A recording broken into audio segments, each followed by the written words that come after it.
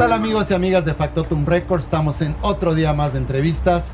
Miércoles, mitad de semana aquí en Factotum Records. Estamos de manteles largos para recibir a un gran amigo, un gran escritor, el gran David Becerril. ¿Qué tal, David? ¿Cómo estás?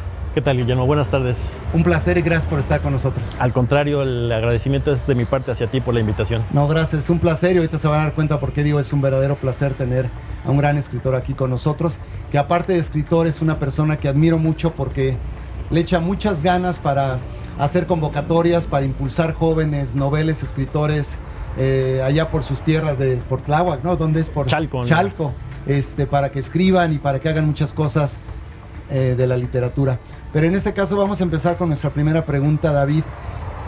¿Dónde estudias? ¿Dónde naces? Un poquito de tu infancia y dónde vino, digamos, el primer amor por la escritura. Ok, mira, yo nací en Chalco, en el Estado de México. Todos mis estudios fueron allá. Soy licenciado en administración. El primer contacto con la literatura pues fue gracias a mi papá, porque nunca nos castigaba con ponte a leer un libro. Simplemente se ocupaba en tener libros ahí al alcance de la mano y pues ya dependía de uno. Mi primer libro pues fue el Principito, ¿no? Con ilustraciones. Yo creo que por las ilustraciones lo agarré para que fuera fácil, mayoría, sí, como sí. La mayoría. Pero ese fue el primer acercamiento que tuve por voluntad propia con la literatura, el Principito. Fíjate, ahorita que dices, sería una buena pregunta decirle a nuestros amigos, ¿cuál fue tu primer libro con el que empezaste? El mío, te comentaba fuera de cámara, que era Platero y yo, de Juan Ramón Jiménez. Y también tenía muchas ilustraciones del burrito, ¿te acuerdas? Sí. Oye, y cuéntanos, por ejemplo, ¿en qué momento, terminando tu carrera, te das cuenta que a lo mejor lo tuyo no es y te ibas a dedicar a esto de la escritura? La versión rápida es de que fui un adolescente muy rebelde y dejé de estudiar mucho tiempo cuando terminé la secundaria. Y dejé de estudiar porque me decían que tenía que ir a estudiar y yo no quería. Entonces ahí hubo un lapso de tiempo en el que suspendo los estudios. Después regreso a estudiar la preparatoria y elijo la carrera de administración, porque la verdad no me quedaba de otra. Después de varios intentos en las universidades de cajón, UNAM, Poli, no me quedé en ninguna. Allá en Chalco abrieron una universidad, había dos carreras, administración, contaduría, y dije, ¿cuál tiene menos números? Creo que administración. Hago lo de la administración, pero durante ese tiempo, entre más leía, más quería leer y más crecía en mí la necesidad de también contar historias. Pero esas historias las contaba nada más para mí. No había como una formación de decir, voy a escribir, lo voy a mandar a tal editorial. Simplemente quería escribir, contarme a mí historias. Y después como que se fue dando la situación con los hermanos de, ¿qué haces, canejo? Pues aquí escribiendo, ¿no? Incluso hasta me escondía, ¿no? O sea, venía el hermano y tapaba yo lo que estaba yo haciendo para que no me vieran, porque me daba pena reconocer que estaba escribiendo. Ya cuando alguno de ellos vio lo que había escrito, me dijeron, pues no está mal, síguele, pero tardé un poquito. La verdad, las cosas fue, yo creo que desidia el no buscar, el acercarme más a la literatura de una manera más profesional. Vengo de una familia pues de clase media, donde pues tenías que contribuir. Los libros, lo comentábamos hace un momento, pues eran un lujo. O sea, mi papá hacía el esfuerzo por comprar libros de segunda mano, tenerlos ahí, pero decías, entre comprarte un libro nuevo y tener que aportar para el gasto de la casa, pues yo me vi en esa dinámica de familia, de tener que trabajar para aportar algo, ¿no? Entonces por ahí se fue quedando relegada esta cuestión de la literatura, tanto para leer como para escribir. Oye, quiero comentar esta anécdota que tenemos tú y yo con nuestros televidentes, amigos de Factotum, porque si ustedes siguen el canal de TikTok, que ahorita les voy a decir dónde lo pueden encontrar, él hace unas cápsulas, unos reels muy, muy padres. La verdad que pocos escritores pueden reseñar unos libros y unas joyas de la manera que lo haces tú. De hecho, voy a compartir la anécdota de que yo le mandé un mensajito y le dije, oye, me gustaría que vinieras a Factotum para una entrevista. Me encantan tus reseñas y ya empecé a conocerlo un poco más. Pero cuéntales a nuestros amigos qué pensaste cuando viste ese mensaje, porque no me contestaste luego. No, dije, ya me están acosando, porque es bien raro que trabajas los videos desde que escribes el guión, de que lees el libro y todo, haces el video y después te das cuenta que nadie te comenta, que casi nadie ve el video. Entonces cuando recibo el mensaje de Factotum, pues sí me sorprendió un poquito, ¿no? Y dije, ¿y ahora ¿qué le contesto a este? ¿Qué le contesto a este? Y pues bueno, mira, aquí estamos. Gracias por la invitación, por haberme invitado. Y es bien satisfactorio descubrir que sí hay gente que le pone atención a tu trabajo, que sí hay personas que se interesan, que sí hay quienes se quedan con la buena experiencia porque lo que haces lo haces de corazón. ¿Quieres entender qué carajos es la novela negra mexicana de verdad? Empieza aquí o no empieces nunca. El complot mongol no es solo una novela, es el balazo que detonó todo. Es Rafael Bernal escribiendo con huevos, inteligencia y barrio, y es Filiberto García, el cabrón más cabrón de la literatura mexicana, fumando, puteando y filosofando en el corazón del centro histórico. Publicada en 1969, el complot mongol se adelantó décadas. Bernal tomó el molde del hard-boiled gringo, lo llenó de mezcal, albures y corrupción a la mexicana y creó algo irrepetible. El resultado, un thriller político donde México es un tablero internacional, pero el verdadero complot es la pinche realidad del país. Un sistema arrodillado ante Estados Unidos, políticos corruptos y una paranoia global que siempre acaba jodiendo a los mismos. El barrio chino no es solo escenario, es un espejo. 3 cuadras olvidadas convertidas en escenario de espionaje internacional. Mientras en el fondo hay una crítica velada, pero filosa, al racismo, a la paranoia gringa y a la eterna dependencia mexicana. De hecho, vamos a empezar de lleno con lo tuyo. Nosotros compartimos mucho la literatura, para los que me conocen saben que es muy importante para mí, igual o más que la música también. Y bueno, yo crecí mucho con la literatura de la onda, ¿no? Esos grandes escritores como José Agustín, La tumba de José Agustín, Pasto Verde de Parménides García Saldaña, René Avilés Fabila, Sainz estaba por ahí también. Pero cuéntanos, acabas de subir una reseña de la literatura de la onda, y cuéntanos por qué te gusta la literatura de la onda, porque para nuestros amigos, ellos rompen, es un movimiento muy importante en México, porque rompían con esa doble moral. ¿Te acuerdas que se venía del boom latinoamericano y de escuchar a Fuentes, a todos ellos, a Octavio Paz, a todos ellos, los latinoamericanos, Gabriel García Márquez, y de repente vienen estos chicos rebeldes, hijos de los Rolling Stones y de la radio, ¿no? Y que hacen la onda, pero cuéntanos un poco de eso. Ojo aquí, no es que el boom latinoamericano haya sido malo, no. Sino que al contrario, tiene libros excelentes, pero pareciera ser que lo que ellos escribían era para cierto tipo de público, para cierto tipo de gente. Pareciera ser que había un sector de la población, lo que te decía yo, o sea, vivimos en una clase media donde pues comprarte un libro pues era un esfuerzo bien grande. Y de esa clase social, o sea, tenían una voz propia que venimos a encontrar con los exponentes de la literatura de la onda. Por eso me gusta mucho, porque vinieron a transgredir, vinieron a revolucionar una corriente literaria que pues ya estaba muy marcada para los conocedores, para los estudiados, para los que sabían. Y si tú revisas el currículum de los máximos representantes del boom latinoamericano, pues es gente de cierto nivel, ¿no? Que hablaban para los de su círculo más cercano. Estos canijos llegan y te hablan como si fuera su cuate de todos los años, ¿no? Y rompen esquemas. ¿No? Entonces, ahorita que vamos a platicar un poquito de lo que yo he escrito, creo que me identifico con ellos por eso. Ahorita les voy a contar por qué en la primera novela que me publicaron, por qué me identifico con ellos, y por eso más que necesidad, el gusto de darlos a conocer más ahorita con las redes sociales, sobre todo en TikTok, de que pues mucha gente lo ve, y ojalá que alguien pues los adopte, ¿no? Como sus autores favoritos.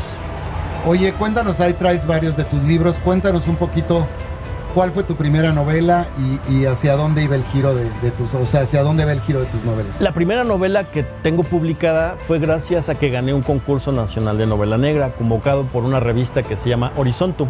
La revista se dedicaba a publicar de economía. Entonces en la parte cultural lanzan la convocatoria. Yo la convocatoria la veo una semana antes de que cierre la convocatoria y no tenía yo nada escrito, nada. Y dije, bueno, novela negra, me pongo a investigar qué es, y pues ahí descubro El complot mongol, Elmer Mendoza, Velasco Arán. Que por cierto, la película no es tan mala, ¿eh? La película, nunca será una película que supere al libro, pero Complot Mongol es buena peli. Pero el del Complot Mongol hay 2 versiones, claro, ¿no? Yo me quedo con la de los 70s. Claro. Entonces veo característica principal de la novela negra, el antihéroe. El antihéroe, tú conoces a Filiberto García, a Velasco Arán, son cuates que se la saben de todas, ¿no? Entonces, para empezar a romper un poquito con ese esquema, por eso me identifico con los de la onda, es que yo no quise presentar a un protagonista igual a ellos. Entonces, gano el concurso con La conspiración en Jericó, una novela negra, y el protagonista es un cuate, es un nini. Es un cuate que quiere ser escritor, pero que en realidad se dedica a ser gigoló. Ama la cuestión de la investigación, pero nunca ha tenido un caso que resolver. Y entonces ahí vamos conociendo a Abel Infante, y ahorita les voy a platicar por qué se llama Abel Infante. Y yo me arriesgué a proponer esta novela de La conspiración en Jericó con un personaje que se salía de todos los estereotipos ya establecidos de la novela negra. Entonces yo como escritor tengo un pedazo de arcilla con Abel Infante y lo voy moldeando. Y el lector que se arriesgue a conocer a Abel Infante también lo va a ir conociendo y va a ir viendo su crecimiento de un cuate que es nini, que no trabaja ni estudia ni nada, quiere ser detective, pero pues que tampoco busca la manera de ir a buscar los casos. Qué interesante, David, porque pareciera que rompes con ese esquema del famoso antihéroe, ¿no? Así es. De la novela negra, y qué interesante está, habrá que leerla, no la he leído, pero bueno, qué interesante está el plot. Sí, y de hecho, por ejemplo, de la portada, hay un personaje aquí que se llama La Vieja Araña. Es un travesti cubano, que habla como cubano, que es así medio espiritista, pero yo lo ocupé como relleno para el personaje de Abel, para completar el caso. Pero a los de Horizontum les fascinó el personaje. O sea, tan les fascinó que escogieron el personaje de La Vieja Araña para la portada del libro. Ah, ok. Y eso a mí me causó también una gran sorpresa, porque pues no es que le quite foco al personaje principal, lo complementa y lo magnifica más, ¿no? Por el tipo de personaje que presentamos aquí con La Vieja Araña. Qué padre, voy a leer un poquito, si me permites. Dice en la parte de atrás, dice: un treintañero que en realidad no sabe nada acerca de investigar un crimen, pero que posee una oficina donde se anuncia como detective privado. Ya con eso te dan ganas de leer La conspiración en Jericó. Después de ¿cuál sería tu segundo libro? Después, curiosamente, navegando en internet, encuentro una convocatoria de un sello editorial español que se llama Camelot América, que es todo un caso. Ha habido escritores aquí en México que han tenido malas experiencias con Camelot. Yo creo que me quedo en el punto medio, porque sí me publicaron el libro, quizás no lo difundieron como como lo merecía. Veo la convocatoria, estaban aceptando manuscritos, mando por ahí un escrito que escribí por ahí del 2012 más o menos, que se llama La doncella de los 1000 nombres, pero no lo movía yo tanto porque es un libro de 560 páginas. Sí, este es totalmente, digo, el otro es una novela muy, muy fácil de leer, te la puedes leer yo creo que en un rato. En un ratito. Pero esta sí es La doncella de los 1000 nombres, sí, son bastantes páginas aquí. Bastantes páginas, es un thriller policíaco igualmente. Toco temas muy delicados como los feminicidios, la trata infantil. Investigué mucho, vi muchos documentales de la trata de personas. Tengo por ahí una anécdota chistosa, porque yo en mi papel de investigador me quise ir a meter a las calles de la Merced buscando el Callejón Manzanares, que era el foco rojo de todo esto que estamos hablando en la novela. Iba yo caminando en la calle viendo el teléfono, el mapa, y se para frente a mí una muchacha de las que están trabajando ahí y me hace señas del teléfono. Y yo decía, no, pues yo no vine a buscar placer, yo vine a buscar información. Y la esquivo y me sigo de frente. Al poco rato se vuelve a parar frente a mí otra muchachona y me dice: guarda tu teléfono, que te lo van a quitar y te van a hacer algo. ¿Por qué? Porque pues algo pasó muy, muy fuerte en el Callejón Manzanares, en la Merced, que lo trato de retratar un poquito aquí en la novela. Los de la editorial me lo dijeron: tu novela es un contenido muy fuerte, muy, muy fuerte. Ya no estamos seguros de quererla publicar.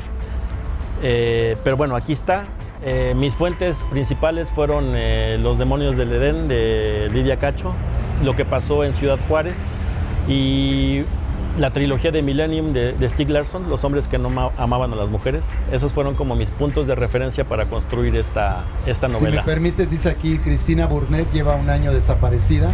Al ser hija de una senadora, se desplegó un enorme operativo para tratar de encontrarla. Sin embargo, no se halló rastro de ella. No obstante, Moisés Sedano, el jefe de asuntos internos de la policía capitalina, ha iniciado una cruzada para tratar de encontrar a la niña. Y pues La doncella de los mil nombres es el relato que surge de los miles de casos que se originan día a día de la violencia que viven las mujeres en México. Así es. Entonces pues trabajo periodístico que hiciste también, me imagino, fue arduo y largo, ¿no? Sí, bastante tardado. Creo que tardé, si no mal recuerdo, 1.5 años en terminar de escribirlo. Sobre todo por el trabajo de investigación que hice para sustentar todo lo que cuento ahí. Ok. ¿Cuál sería después de este? ¿Qué vendría? Después, sin buscarlo, me vi involucrado en un proyecto de difusión cultural ahí en la zona de Chalco, con un amigo que se llama Wilmer Armando. Tenía un proyecto que se llama La Palabra Escrita. La Palabra Escrita propiamente organizaba eventos, ferias de libro pequeñitas en los distintos municipios, y él, a manera de apoyo, mandaba hacer 20, 30 ejemplares artesanales de los autores de la zona. Entonces me contacto con él y le digo, oiga, ¿por qué no le da más formalidad a estos ejemplares y tramita el ISBN, yo le ayudo, bla, bla, bla? Sin darme cuenta, terminé siendo el director editorial de La Palabra Escrita. Y el primer libro que publicamos con el sello es El Corindón Índigo. Yo creo que ha sido la novela que más me ha divertido escribir, porque hay unos personajes medios locos. Tiene en la portada un luchador, ahí Tiene no sé un si lo luchador, puedan ver. porque déjame decirte que una de mis grandes aficiones es la lucha libre. Tenía yo un familiar que era un luchador amateur y cada 8 días íbamos a las funciones de lucha libre. Entonces a mí me fascina, me encanta ir a una función de lucha libre. Yo creo que se las recomiendo cuando se quieren desestresar. Váyanse a una función de lucha libre, que el espectáculo es garantizado. Entonces una manera de juntar mis dos pasiones, de la literatura y la lucha libre, es esta novela, El Corindón Índigo. Okay. Si leyeron o vieron la película del Halcón Maltés, va por ahí más o menos la trama, pero en vez de una figurilla de halcón es un diamante. Y le puse El Corindón Índigo porque si le hubiera puesto el zafiro azul, hubiera sido así como muy simplón. Entonces quise llamar la atención. El Corindón Índigo es lo mismo que si estuvieras refiriéndote al zafiro azul. Oye, pues, y les recomiendo la película El Halcón Maltés con Humphrey Bogart, la gran peli, que después hizo otra segunda versión no tan buena. Después de esto, ¿qué tenemos, mi querido? Después de eso, en el mismo sello editorial de La Palabra Escrita, con La Conspiración en Jericó me pasó algo muy bonito, porque ese libro, sin el apoyo de la revista, eso sí, déjame decirte, porque cuando se iba a presentar el libro el 19 de septiembre del 2017, que ocurrió el temblor, pues obviamente se suspendió todo y pareciera que el temblor también vino a fracturar la relación que debió de existir entre la editorial y tu servidor como autor. Entonces toda la difusión y distribución de ese libro la hice yo. Fui a tocar puertas, fui a ofrecer el libro con familiares, amigos, vecinos, maestros, lo que tú me digas y mandes. Y la mayoría de gente que leyó el libro me decía, oye, ¿y para cuándo un caso más de Abel Infante? Queremos más de Abel Infante. Yo estaba muy renuente porque, pues digo, bueno, creo que falta que La Conspiración en Jericó y La Doncella de los Mil Nombres hagan su viaje y que lleguen hasta donde tengan que llegar. La Conspiración en Jericó me llevó a varios lugares de la República a presentar el libro, en ferias, en festivales. Y yo decía, bueno, los amigos cercanos me decían, oye, ¿para cuándo más de Abel Infante? Pero cuando me empezaban a escribir las gentes que conocí en Chiapas, en Veracruz, en Puebla, en Pachuca, me decían, oye, ¿para cuándo otro libro de Abel Infante? Queremos saber más de Abel Infante. Y es que cuando lo leas me vas a entender por qué, o vas a entender más que nada a los lectores que conocieron a Abel, de por qué querían conocer más. Y pues bueno, publicamos con La Palabra Escrita Querido Abel. Querido Abel es ese querido, pero en el sentido peyorativo, ¿no? De que cuando ves que alguien lo intenta y no logra hacer lo que se propone, le dices, ay, querido, ¿por qué no te dedicas a algo más, no? Entonces es el enfrentar a Abel Infante a su realidad de que como detective no tiene experiencia, pero se aferra a su sueño de ser detective y lo demás lo tendrías que descubrir cuando leas la novela. ¿Qué editorial es esta? Esta es La Palabra Escrita. Déjame te cuento un poquito. Cuando se acaba el contrato con Horizontum, pues se queda ahí La Conspiración en Jericó en el limbo. Pero me seguían diciendo las personas que querían saber más de Abel Infante. Entonces hago el proyecto y esta edición doble donde presentamos la segunda edición de La Conspiración en Jericó y también tenemos en el mismo libro el segundo caso de Abel Infante. Ok. De La Conspiración en Jericó. Qué padre portada, y la contraportada está interesante. Así es. pero ya con el sello de la palabra escrita, porque ya se había terminado el contrato con Horizontum. Y bueno, el siguiente fue de Querido Abel, que todos los que hemos mencionado aquí pues son novela policíaca o novela negra. Pareciera que soy especialista en la novela negra y en la novela policíaca, pero pues mi género favorito es la fantasía. Oye, y bueno, vamos a hacer una pausa ahí, sé que ahí tienes 3 libros más, pero me gustaría también preguntarte ahí, entrar a hacer una pausa ahí. ¿Cuáles serían tus escritores favoritos o tus influencias, hablando de novela negra o de literatura universal? ¿Quiénes son tus grandes maestros? Fíjate que me pasa algo curioso, porque cuando escribí La doncella de los 1000 nombres, leí yo creo que hasta 3 veces la trilogía de Millennium del sueco Stieg Larsson, pero mi piedra angular a la que siempre regreso para cuando escribo novela policíaca es Rafael Bernal y el complot mongol. Eso hablando exclusivamente de la novela negra. No estoy casado con un escritor en particular. Me gustan, todo lo que leo me gusta. Por ejemplo, ahorita te podría decir que mis escritores favoritos es Guillermo Arriaga, Enrique Serna y Cristina Rivera Garza.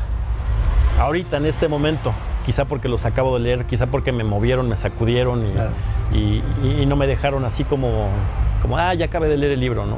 O sea, me dejaron pensando, me movieron. Y siempre he pensado que los libros, si no te mueven, si no te dan un mazazo en la cabeza para que te despiertes, para que sientas, pues no. Claro, y digo, para los que no sepan del gran Guillermo Arriaga, pues nada más hay que recordar Amores Perros. Si les gustó la peli, bueno, cuando lean la novela es genial, es uno de mis favoritos. Ojalá un día esté aquí sentado don Guillermo Arriaga para entrevistarlo.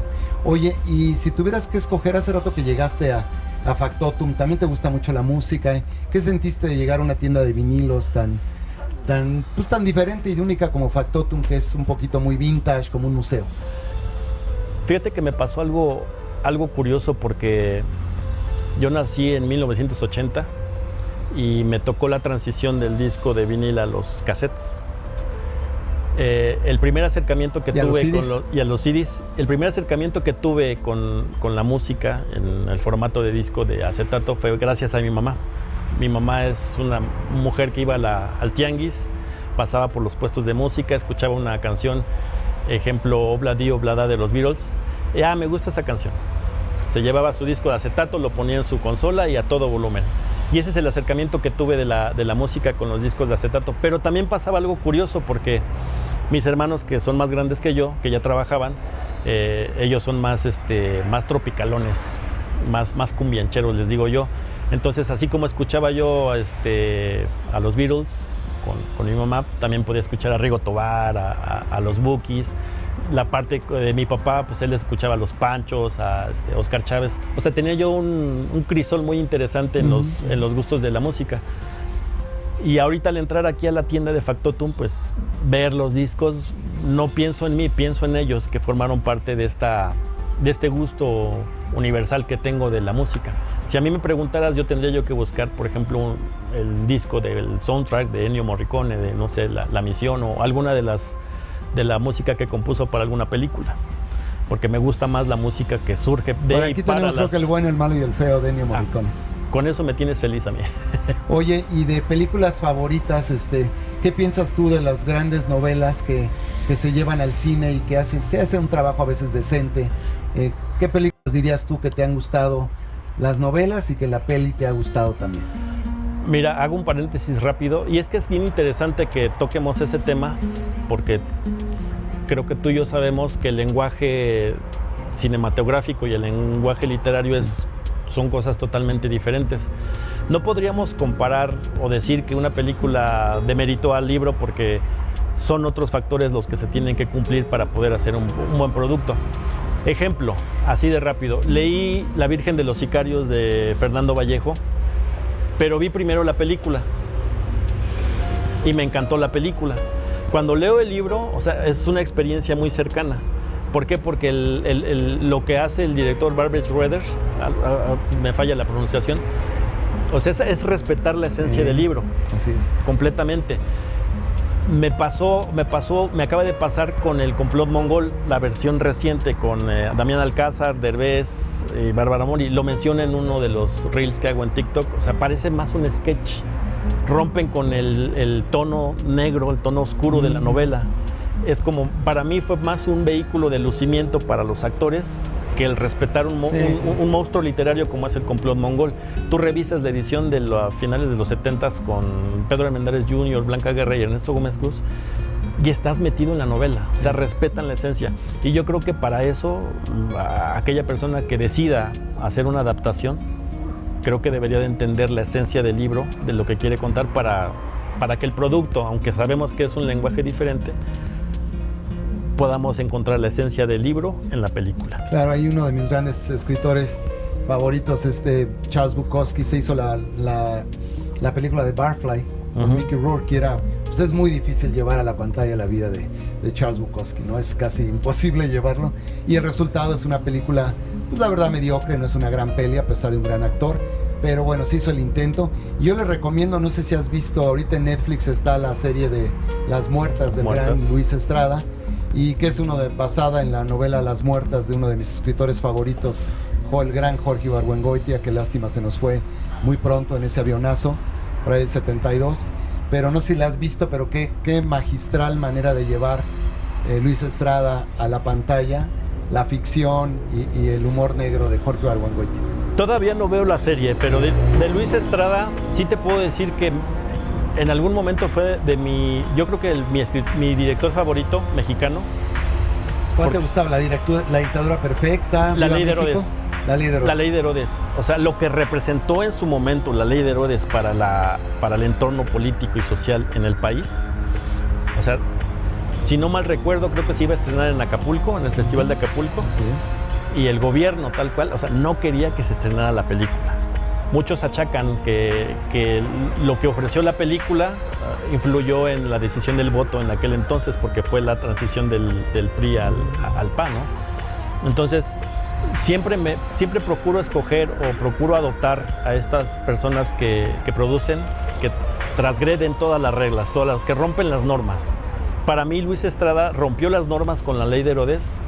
Nos retrata un México que, si tú y yo nos ponemos a platicar y a describir nuestro entorno, se parece mucho a San Pedro de los Aguaros, o sea, tal cual. Entonces, en su momento, Luis Estrada fue mi director favorito. Sí. De hecho, bueno, La Ley de Herodes, también otra novela de Jorge Ibargüengoitia, y la verdad yo creo que en esto de Las Muertas, incluso al final es un homenaje a Jorge Ibargüengoitia, ¿no? Fue como que su último homenaje de dárselo al gran escritor guanajuatense. Y como dices tú, es cuando a veces la realidad supera la ficción, ¿no? Porque nos quedamos cortos, ¿no? Así es, sí, siempre nos vamos a quedar cortos. El personaje de Damián Alcázar en La Ley de Herodes es genial. Es genial, es genial. Oye, pues para terminar quisiera decirte que ¿qué le dirías tú, por ejemplo, aquí que hay jóvenes aquí presentes en la tienda ahorita, que no lean mucho, o cómo le dirías a todos esos jóvenes ahorita en un mundo donde está la inmediatez del teléfono y del celular? ¿Qué les dirías para que se acerquen a la lectura a todos esos jóvenes del mundo? Retomo un poquito lo que te dije hace un momento, donde había casas y escuelas donde si te portabas mal, el castigo que recibías era ponerte a leer un libro. Entonces, gran parte de la población en México crecen con una aversión hacia la lectura porque lo ven como castigo. Yo les diría a la gente que le cuesta trabajo el acercamiento hacia un libro, véanlo como un reto para sí mismos, porque quizás se puedan encontrar ellos mismos en las páginas de un libro. Claro. Quizás se puedan encontrar con lo que les ofrece un escritor de un viaje. Hay un video que voy a sacar ahorita, perdón que lo diga yo, pero me llama la atención en TikTok, sobre todo cuando dicen: si lees a Bukowski, ya sé tu personalidad porque eres alcohólico. Si lees a Stephen King, tienes traumas. O sea, te etiquetan, pues. Y ya se olvidan del lado de que no importa lo que leas, tú vas creando tu propia biblioteca personal, la que llevas aquí y la que llevas aquí. Entonces, dentro de esos famosos retos que siempre están presentes en TikTok, pues yo lo veo como eso, ¿no? O sea, abre un libro, lee un libro como un reto para ti, ¿no? Y esa es una parte muy padre que hace mi querido David Becerril, y chequen sus cápsulas, sus reels en TikTok, porque él va a hacer que por medio de escucharlo se acerquen a leer el libro, y lo hace de una manera increíble. La verdad, te felicito, lo haces. Gracias. Creo que gracias a eso estás aquí, nos conocimos. Sí. Y lo haces de una manera increíble. Pero antes de irnos, menciona tus 3 últimas novelas, nada más el título para que la gente sepa, y dejarlos un poquito con las ganas de leer. Con las ganas de leer. Rápido, Leonora y la rebelión de los graniceros es la propuesta que yo tengo de tener un Harry Potter pero a la mexicana, sin varitas ni profecías, y quien conozca la palabra granicero, investiguenla y les va a llamar la atención, de fantasía. ¿De editorial? De editorial, esta es una editorial colombiana que se llama Palabra Herida. Palabra Herida.